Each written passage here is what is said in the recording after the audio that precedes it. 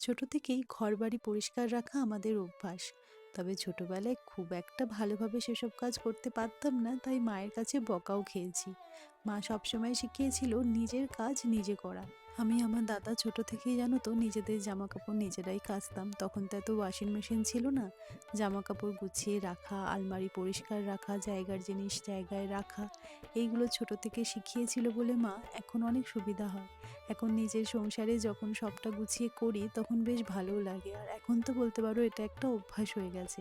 জায়গার জিনিস জায়গায় না থাকলে এত বিরক্ত লাগে। তবে ছোট থেকে আমি না সব কাজ খুব পারফেক্টলি করতাম।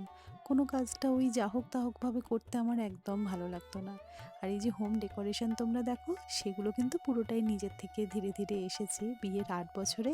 এগুলো সমস্ত ছোট ছোট জিনিস যেগুলো আমি আস্তে আস্তে নিজের মধ্যে বিল্ড আপ করেছি। ভিডিওটা অনেক পুরনো, কেমন লাগলো জানিও কিন্তু।